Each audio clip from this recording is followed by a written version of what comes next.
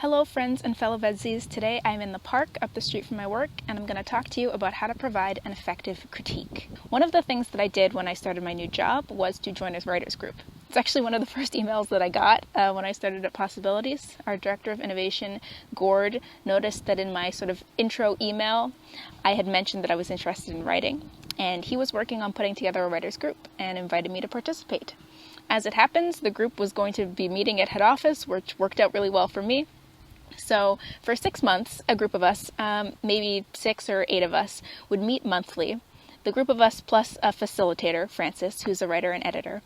And Francis would walk us through different storytelling techniques. We would talk about dialogue and plot, character development, all that kind of stuff. And we would also set aside time for everyone in the group to, if they wanted to, share their work and to provide feedback on each other's writing. There were folks from all over the organization. I was probably the youngest in the group by a good 10 years or so, but there were also various levels of experience. So some people had been writing a long time, some people were just getting started, some people had more experience doing business or technical writing and were just getting into creative writing.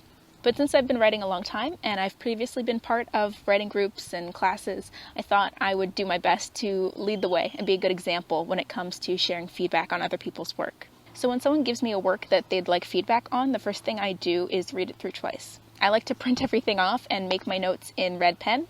I usually do a first pass of notes with things that I encountered the very first read through, and that might be stuff like pacing, anywhere I got bored, any lines that particularly jumped out to me. And then I also like to go back a second time and see if there's anything I missed that first time, any threads that are now more evident now that I know where the story is going that could be strengthened and brought out, that kind of stuff. I also like to evaluate where that person is at in their writing journey. So do they need a critique that's going to be more encouragement and support, or do they need a critique that's going to be really in-depth, really candid, and picking out on really small specific details?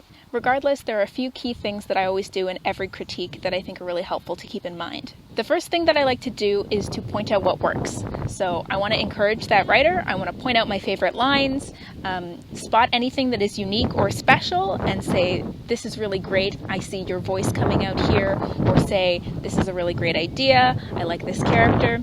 Whatever is working in the story, whatever held my attention. The second thing I like to do is to point out opportunities. So where are the places in the work where it could be stronger? What could you do differently?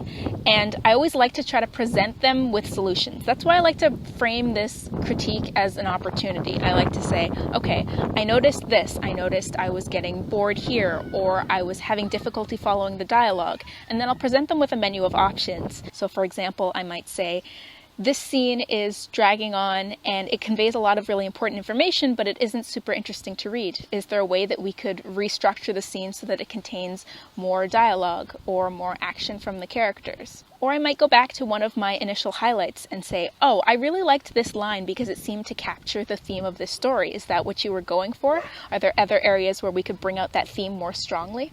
And the last thing that I always try to do is to be candid and be kind.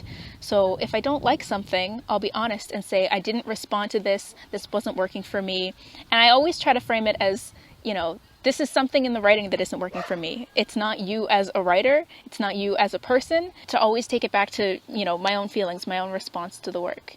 I think my phone's probably going to run out of storage space, so I may have to pick this up at home. Not bad, past me. I think you got through most of my points. So to recap, the 3 things that I try to do in a critique are to offer highlights, point out opportunities, and to be honest without ego. The thing that I want to do when I offer people feedback is to help them to become better writers and to be closer to the kind of writer that they want to be. I do not subscribe to the whiplash school of thought where you have to break someone down completely in order to build them back up into something really great.